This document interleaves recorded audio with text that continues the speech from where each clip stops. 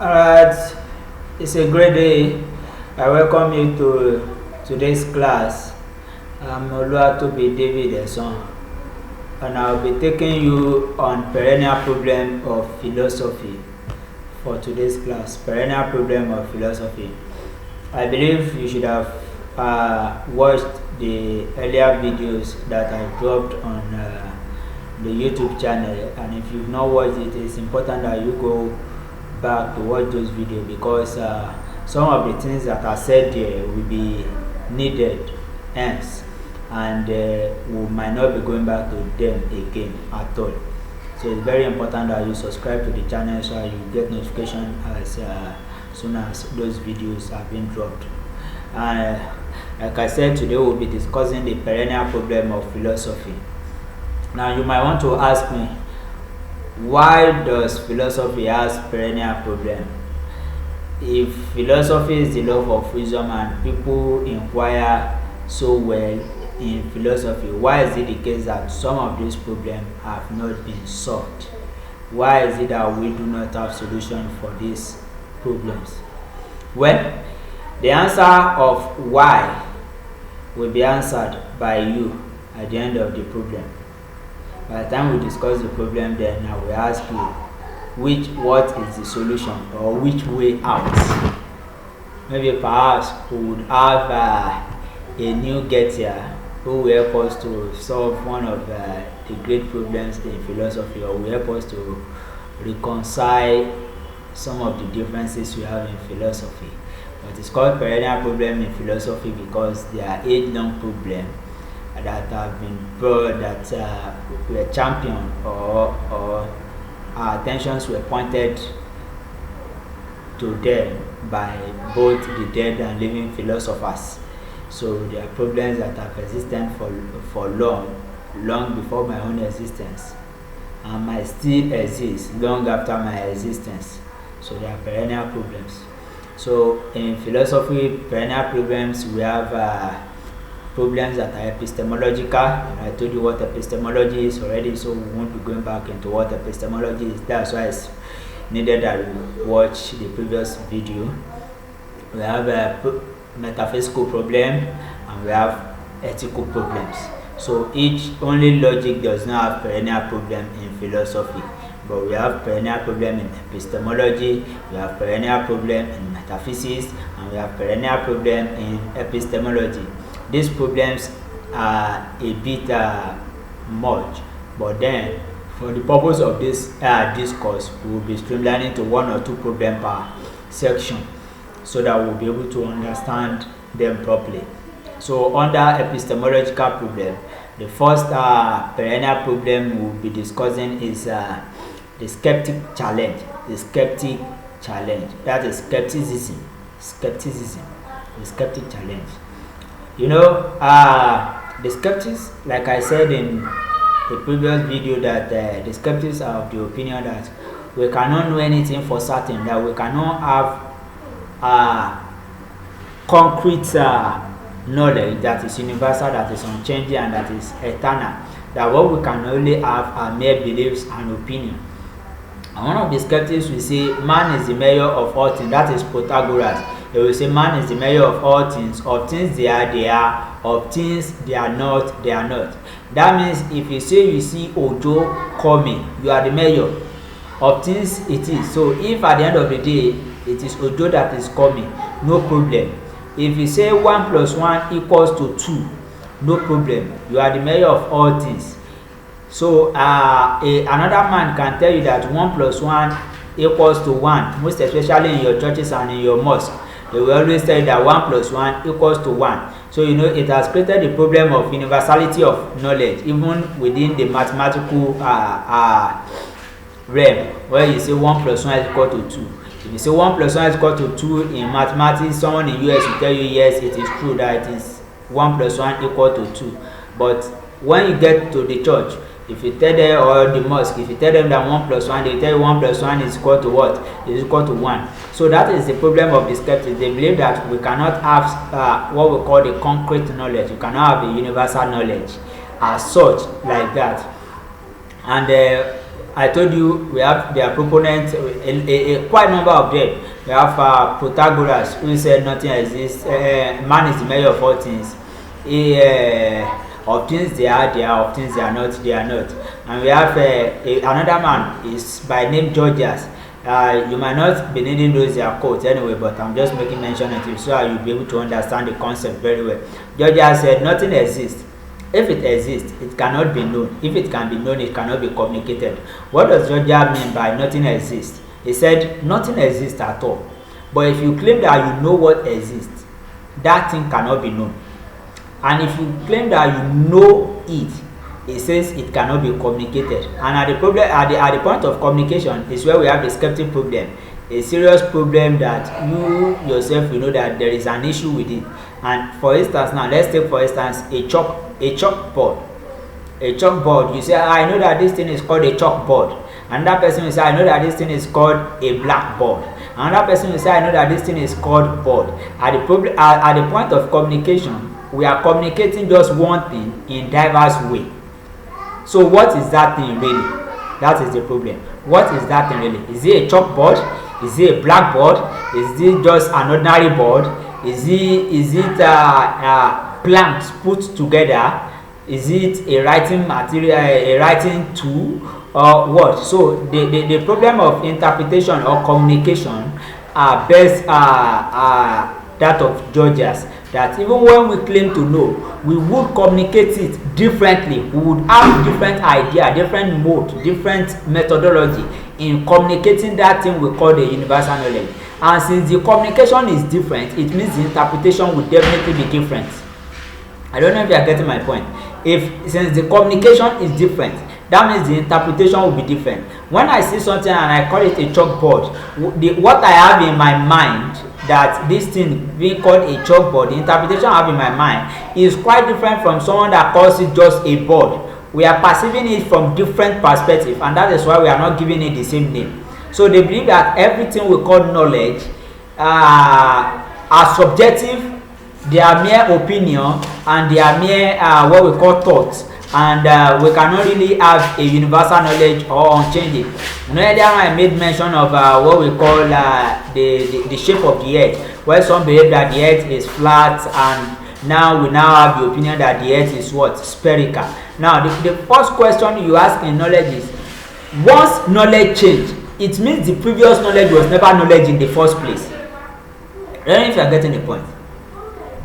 It's like, let's say you have you know your parent, and you know that your parent have your dad has a dark skin, and let's say tomorrow you now say no, my dad does not have a dark skin, now has a light skin or a chocolate skin. Now does that mean that your dad that has a dark skin, was it correct in the first place? Was it initially correct?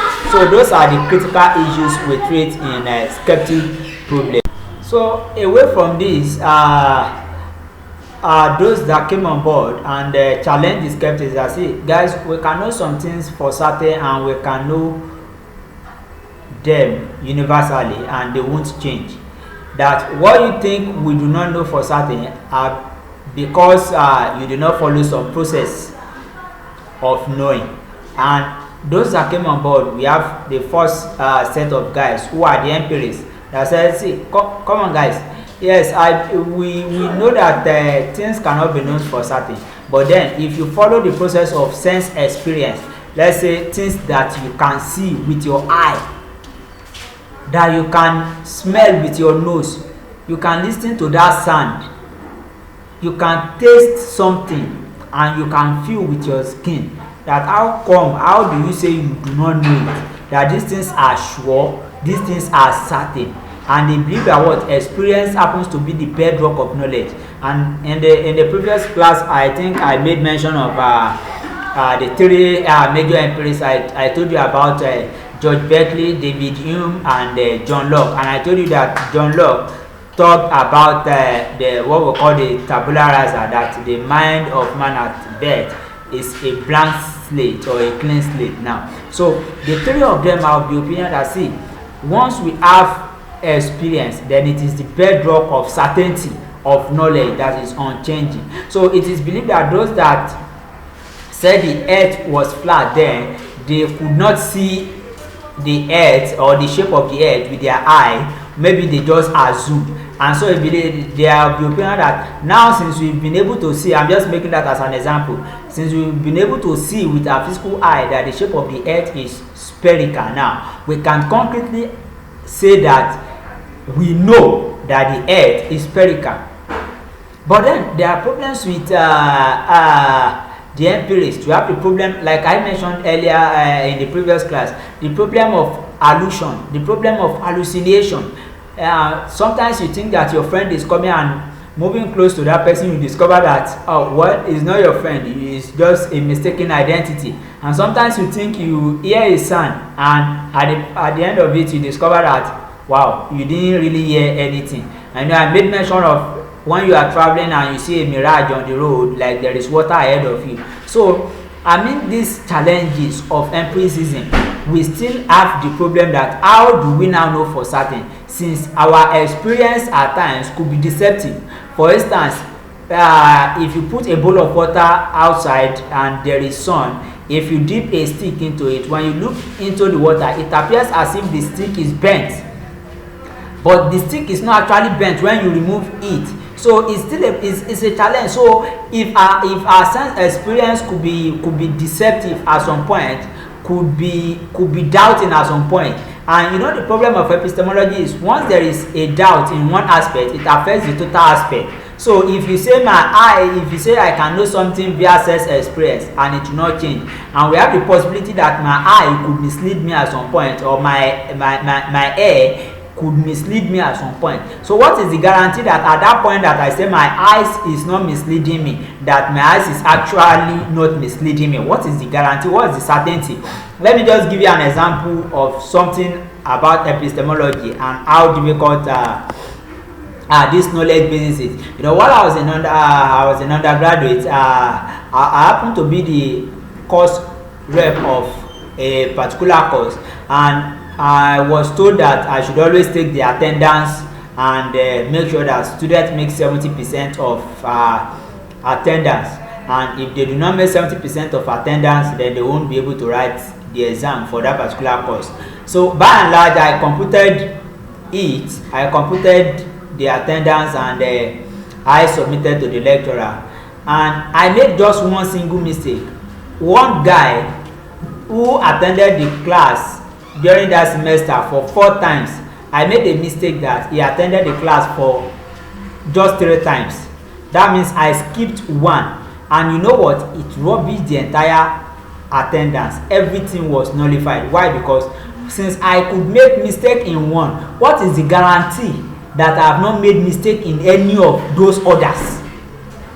I don't know if you are getting the point. So that is the epistemic challenge that we face. So since you could ascertain that one of my sense organ could mislead me at one point in time, what is the guarantee that it is not that same sense organ that is misleading me at other times?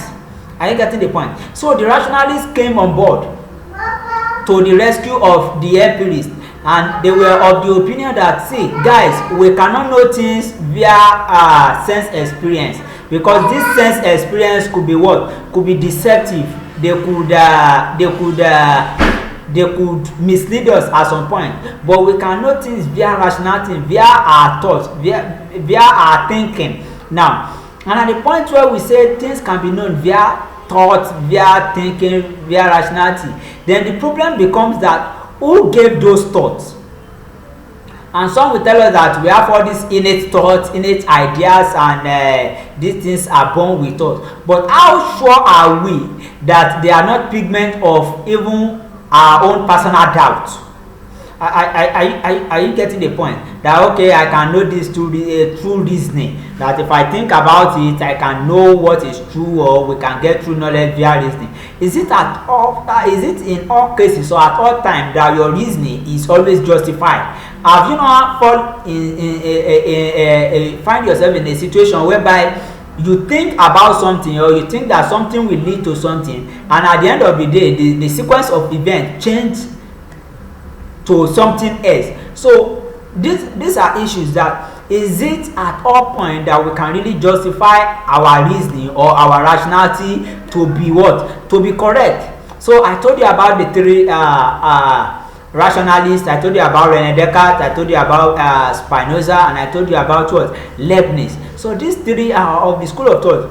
Now, you know what this now means is that it still leads us back to the skeptic problem. Why? Because the skeptics say we cannot know things for certain. The empirics are telling us that we can know things for certain, but via what? Sense experience. And the rationalists are saying that we can know things for certain, but via rationality. So can we actually know things for certain? If you are saying via sense experience and these people are saying via reasoning, that means both of us are saying two different ways of knowing already.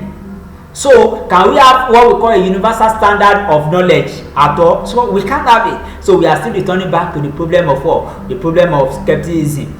So and another problem is what we call the appearance and reality. The appearance and reality. That's another epistemological problem I will be dealing with quickly. The problem of appearance and reality. The problem of appearance and reality says that things that appear to us, are they the real things? Are they the real things? When we perceive that this is something, are they the real things? For instance, you are going and you see a very beautiful lady. That beauty in itself, is that real? Is that real? Does it brings the fact of the reality of that person? Can you really know that person? So let's say you can see my face now, you can see me. Can you claim to know me? Is my appearance the same as my reality? Is my appearance the same thing as my reality? So by looking at me physically, facially, can you dictate my character or who I am or what I'm up to or what I'm capable of? Can you really dictate it? The problem of what? Appearance and reality, they are true. They are all these together are under what we call the epistemological problem. The problem of appearance and reality. Is appearance the same thing as reality, or is reality different from appearance? You know, I said I made mention to the materialist in one of the classes. I told you the materialists believe that everything called reality is matter, or what we can say. To the materialists, they will accept that this appearance is the same thing as reality, that there is no difference between appearance and reality. Are you getting it? But to the dualists, they will tell you that, see, there is a difference between what? The appearance and reality. And this was what led a philosopher called Plato to distinguish between appearance and reality. He said there's a difference between what we call appearance and what we call reality. And that was what led him to propagate the idea of what we call the two words, the world of forms and the world of appearance. The world of forms and the world of what? Appearance. He believed that everything we have here on earth, which is the world of appearance, is a replica of what exists in the world of forms. That the true self, our true nature, is what? In the world of form. So when you see a beautiful lady, that is just a reflection of what is called the true beauty that exists in the world of form. Are you getting my point? That everything here are only a replica of what exists in the world of form. So that is the problem of appearance and reality. I do not really want to dwell too much on that, because they didn't really dwell too much on it on the scheme of work. Then very quickly, one thing I would just want you to note about the appearance and reality is the idea of Plato postulating two words, the world of forms, also called the world of ideas, and the world of appearance, which is the physical realm, postulated by Plato. Then let me quickly go to the metaphysical problems now. We are done with epistemological problems. Now we are in the metaphysical problem. Under the metaphysical problem, the first problem we'll be discussing is the problem of universals and what? Particulars.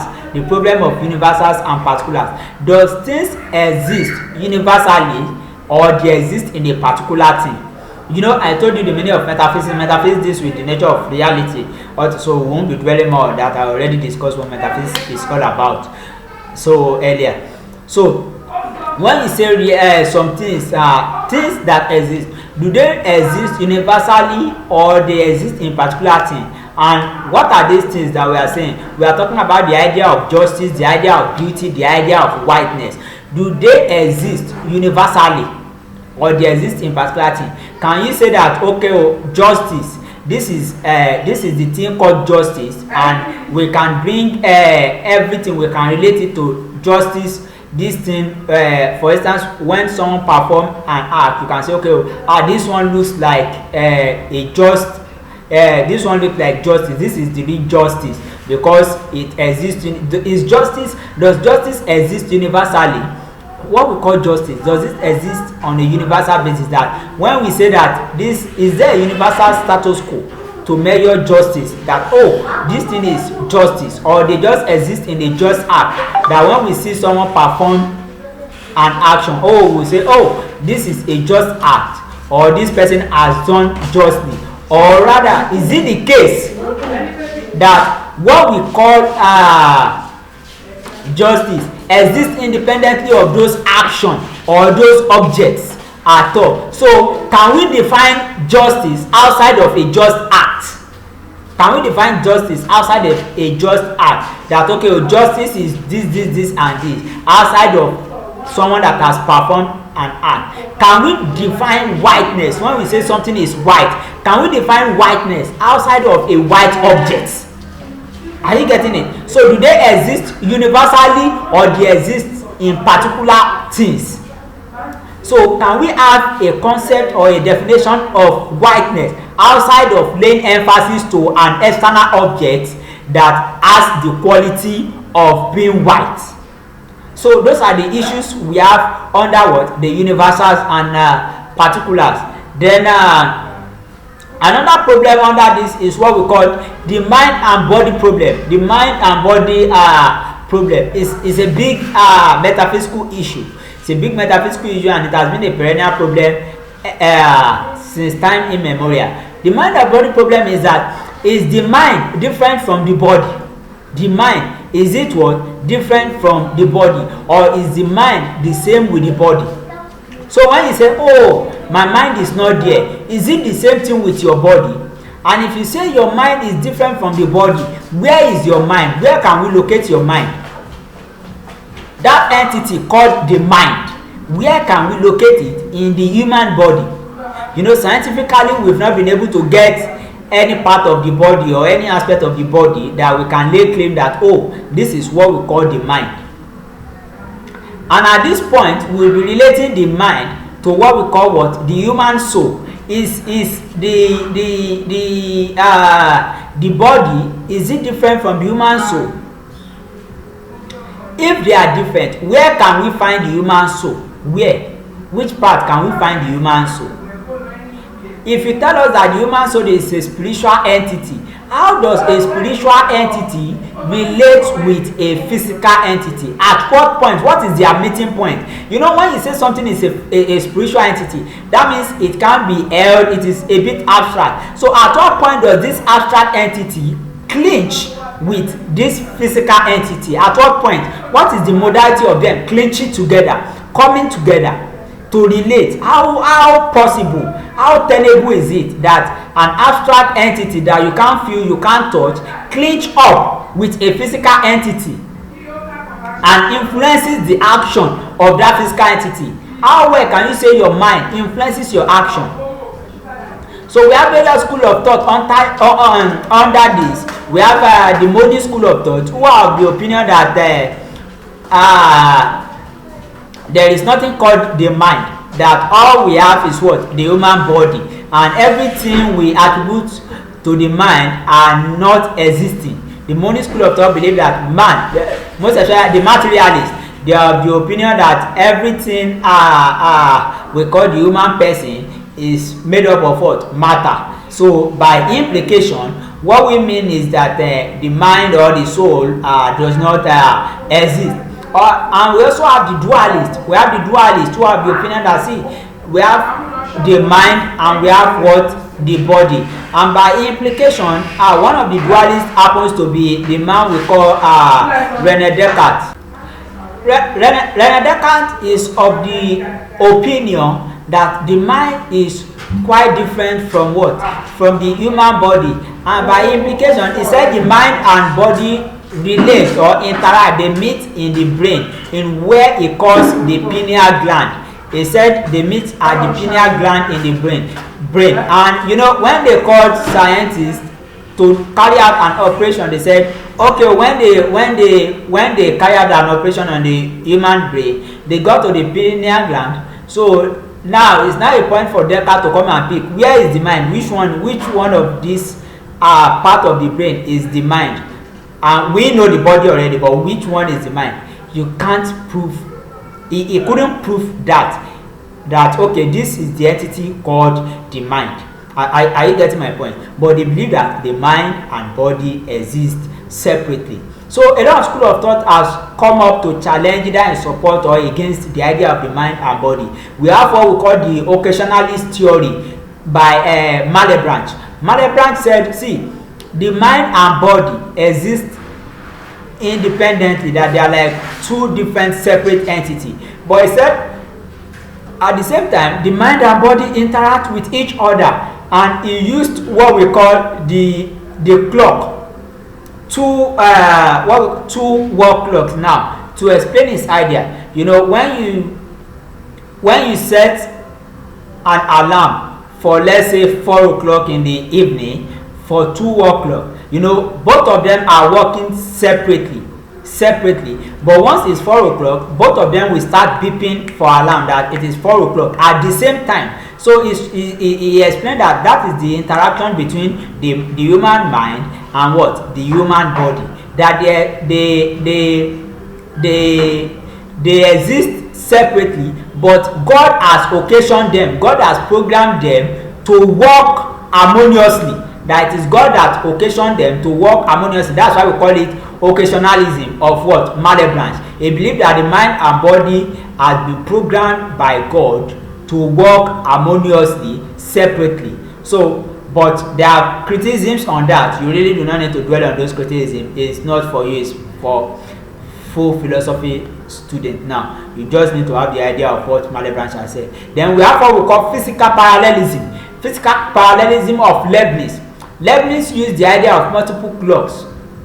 The same thing with the almost the same thing, similar with that what Malebranche did, but he used the idea of multiple clocks, and says that it's like when they have been programmed to work harmoniously, independently, everyone acting accordingly to their plan. They have been programmed divinely to work accordingly and harmoniously. That no, they are complementing each other, but yet they are independent. That the mind and body is independent, complementing each other. Like he used the example of monads, that man is made up of different monads, and each monads are working independently but in harmony. But because there is this harmony in the way they work, you believe that they interact with one another.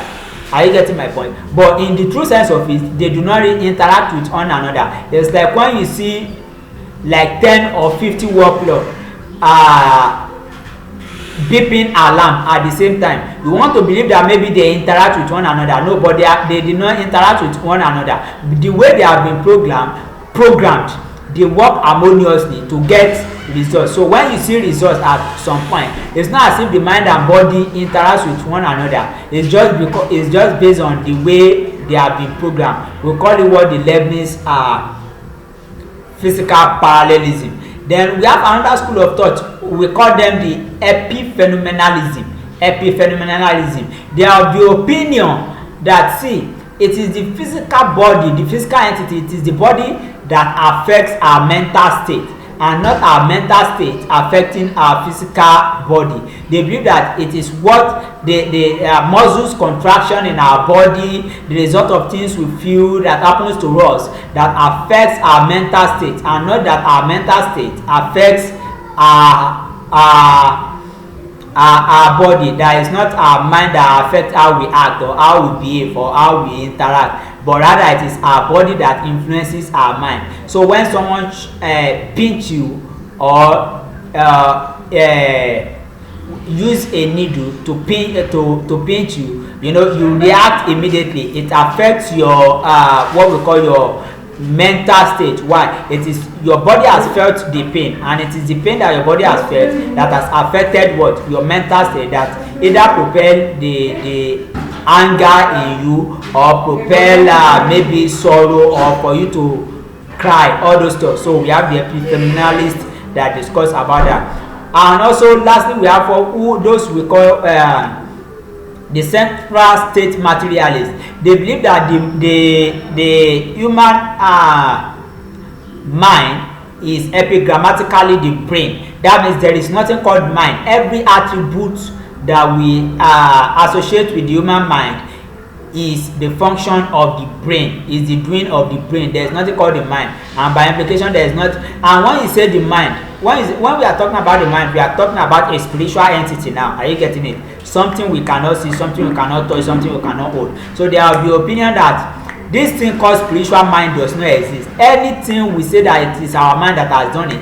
it is the human brain, it is the neurons in the brain that has done it, and not the human, and not any spiritual entity called the mind. So they believe that the mind is epigrammatically what? The human brain. And for the central state materialists, they believe that death is finality. There is nothing like afterlife or life after here. In fact, anybody, you see, the basis of faith is rooted in the idea of what we call the spiritual mind.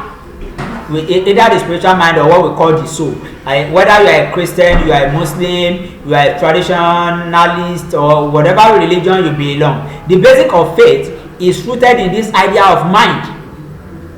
Once you don't believe that there is a mind that is spiritual, that is abstract and separate from your body, you can't believe in anything called the idea of an afterlife, or the idea of a God, or the idea of a spiritual being. Why? Because it is this idea of this spiritual being, or the spiritual entity called the mind, or the spiritual substance called the mind, that affects your faith, that gives you that gives you a sort of hope. You know, for instance, now, like if you go by the way of the central state materialist that says the mind is epigrammatically the human brain, that means there is nothing called the soul, there is nothing called the spiritual mind. That means once you die, you decay, and that's all. Nothing called an afterlife, or nothing called something that survives the human body. I don't know if you're getting my point. Nothing survives the human body at all. So if you do not believe, if you agree with the central state materialist, or the monist, or the materialist, that have the opinion that everything is based on matter, you won't believe that anything survives the human body after death, because there are no basis for it at all. There are no basis for it. Why? Because everything is material entity.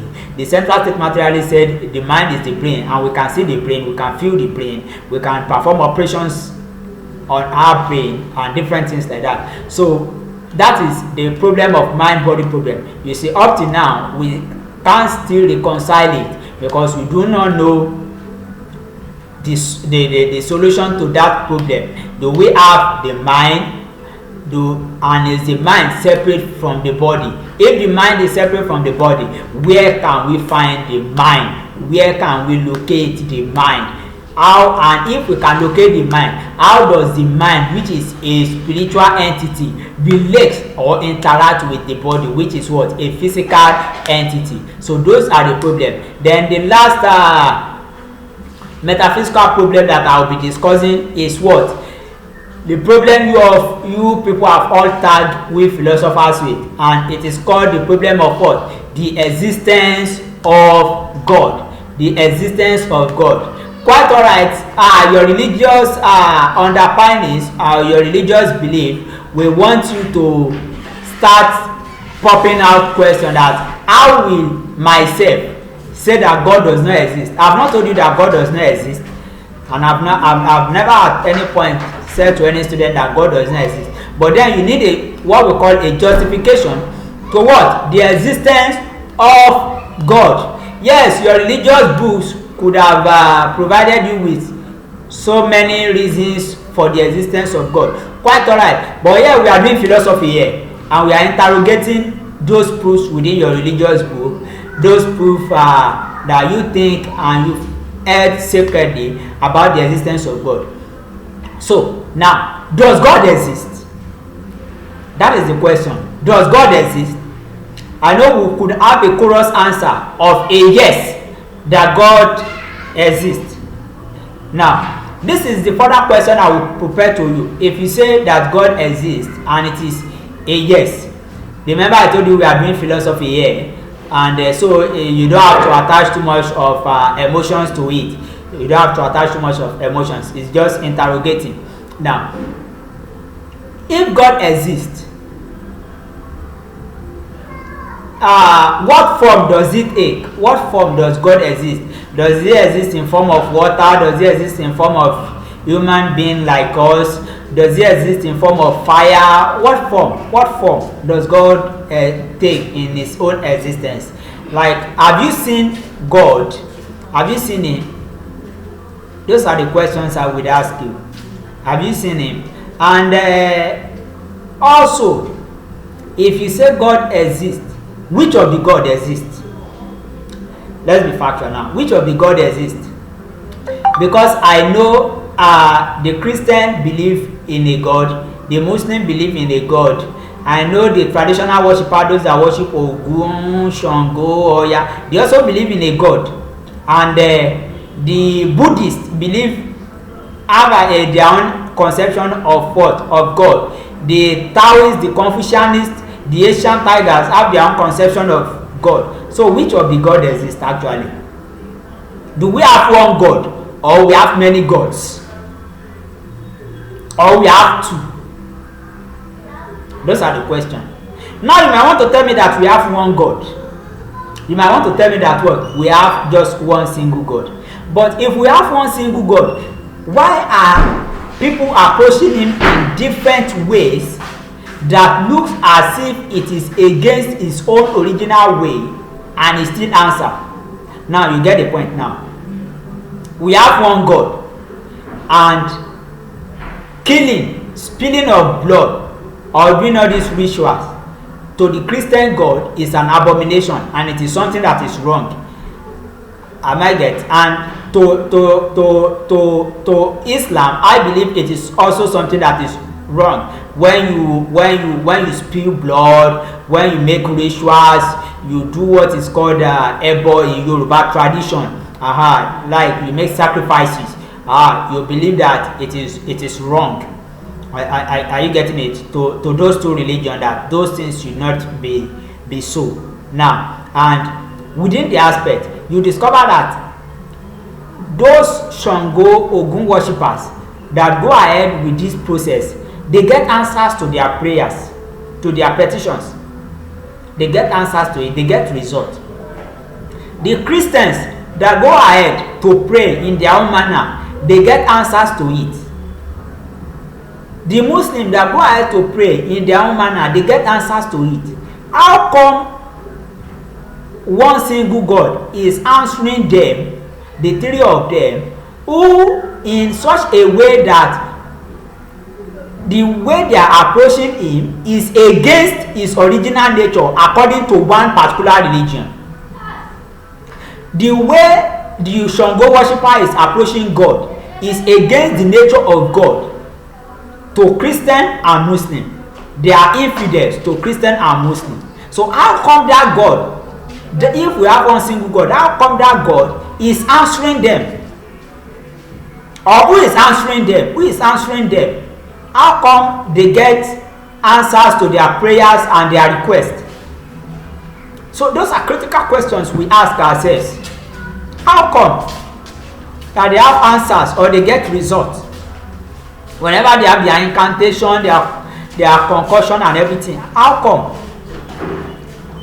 Then another thing is, even within Christianity and Islam, you have the opinion that we have one God. Both of you will say we have one God. But the truth of the matter is, which of the God? Is it the one that has a begotten son, or the one that does not have a son? Like you say that God does not give birth to a son and nobody gave birth to God. Which of the God? The one that has son, or the one that does not have a son? Which of the God exists? Because for me, as an individual, if someone is praying to me and I said one particular way they should not follow it, and that way I told them not to follow, those people that are following those way, they are praying and I'm still answering them, following a evil way that is not my way. I don't know if you are trying to get the point I'm trying to, the picture I'm trying to paint. The way we have pitched ourselves in such a way that you see your twin religion or other religion to be following a wrong way, but how come they are getting results in that wrong way? Are you getting it? Yes, you might say God might be good, is all good, is merciful, and he answers everybody, but should he answer them even through the wrong way? So someone wants to make something to happen, and because of that he has to make some rituals and make some sacrifice, which is a wrong way. Should God still answer through that wrong way to that request and still make that request come to pass? Or who is answering them? Who is answering them? Those are critical issues we have about the existence of God. So we have we have different theories of the existence of God. We have polytheism that believe that we have many gods. We have monism that believe that we have one God. Dualism believe that we have two gods. We have enotheism that believe that we have many gods, but you are stick to one God. We have deism, believe in one God, but has nothing to do with the universe. There's this also belief that God exists but has nothing to do with the universe. Aristotle once said something like that God is too perfect to relate with an imperfect world. That relating with an imperfect world will make God to be imperfect. So it's an idea of what we call deism. And we have the atheists. The atheists do not believe in the existence of God at all. They do not believe in the existence of God. Why the theists believe in the existence of God. And we have the agnostic. The agnostic are of the opinion that I am indifferent to the existence of God. Why? Because I have not seen enough proof. I have not seen enough proof to justify that God exists, and I have not seen enough reason to deny the existence of God. So we call them what? The agnostic. They are indifferent to the existence of God. Now you might want to throw a question to me that if God does not exist, who created the universe? There are so many theories and postulation about the creation of the universe. Of course, you know, we have the Darwin's evolutionary theory, we have the Big Bang theory, among other theories that have come up about the origin of the universe. But let me now throw a question back to you now, is that why must the origin of the universe end with God?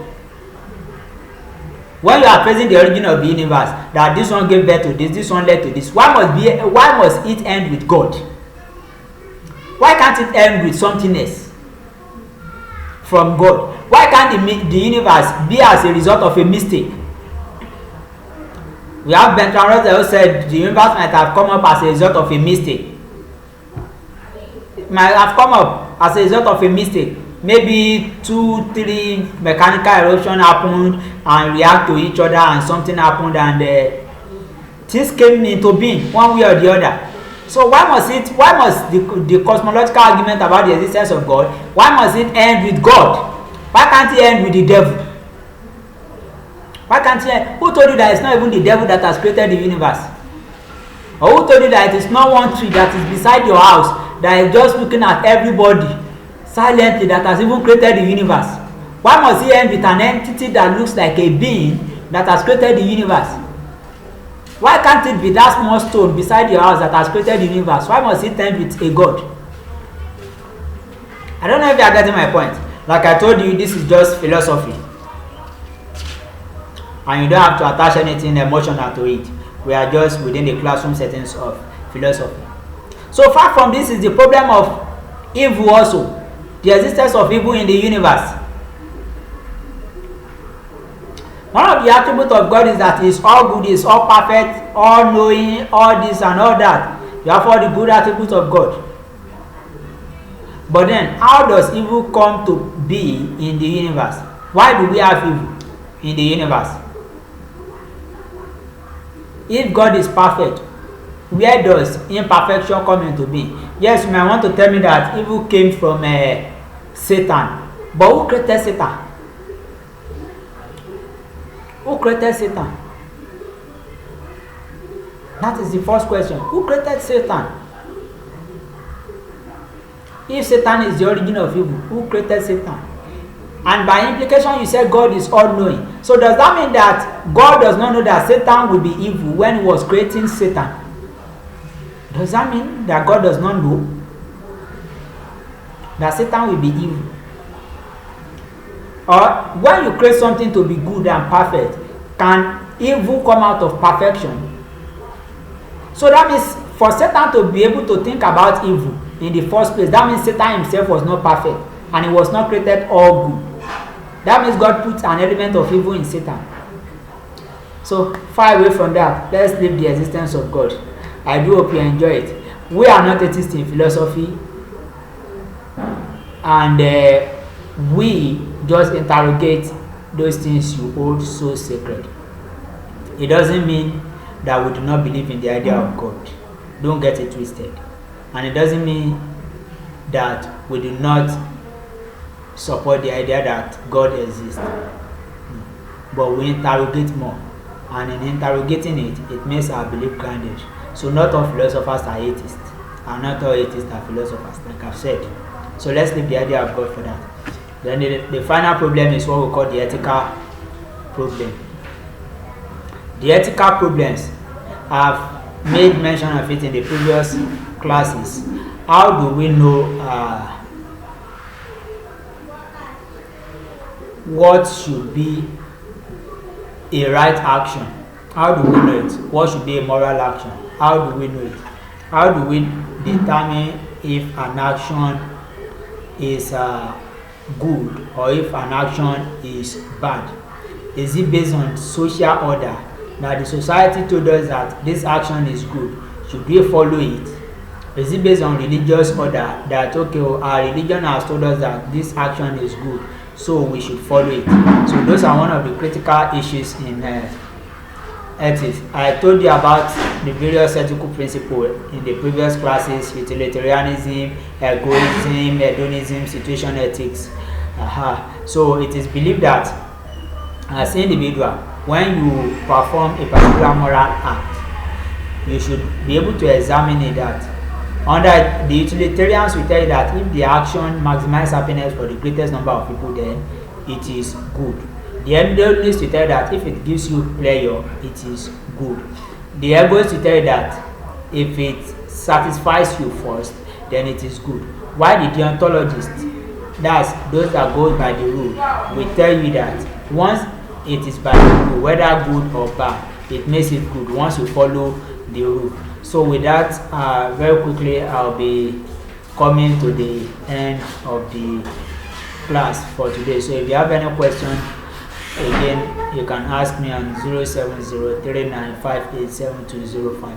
For you to understand how do we justify our moral action? Is it based on religion? Is it based on sociological? Is it based on influences on what we call the ethical principles? So do well to subscribe to the YouTube channel, and I wish you a very great day and best of luck in philosophy. So the next class will be discussing what we call ethical dilemmas. So when we enter ethical dilemmas, we might still go a bit into giving introduction about all these ethical problems. That's when we'll be able to bring them out properly on the ethical dilemma. So I don't want to go really deep into it because we'll spend much time on this. So the next class we start from the ethical problems. Once we are able to get those ethical problems, then we enter straight to ethical dilemma when we start bringing situations to justify those ethical problems. So once again, I wish you a lovely day. Thank you.